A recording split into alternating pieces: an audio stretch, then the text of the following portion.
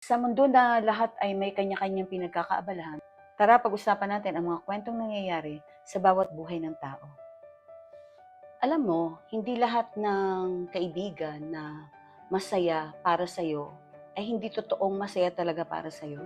May mga friendship, may mga pagkakaibigan na pinagdaanan na dati okay naman, masaya kayo, sabay sa hirap, sabay sa problema, sabay laging mangarap. And then dumating yung time na meron ng isa na unti-unti nang umaangat. Doon na nagsimula yung inggit. Pumasok na sa katawan yung inggit. Biglang nabago yung mga trato, may mga patama na, may panlalamig na. Meron ng nararamdaman na parang competition na hindi naman dapat. Ang masakit kasi, minsan, hindi ka naman sinisira ng kaaway mo, kundi ng taong akala mo ay proud sa'yo. And then doon mo marirealize na hindi pala lahat din ng kasama mo noon ay kaya kang samahan sa paglago mo. Kasi without you knowing, nagkaroon na pala ng inggit sa'yo.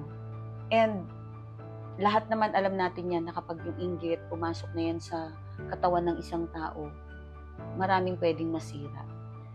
Ikaw, relate ka ba sa kwentong to? So paano mga may loves? Bukas ulit, usap tayo.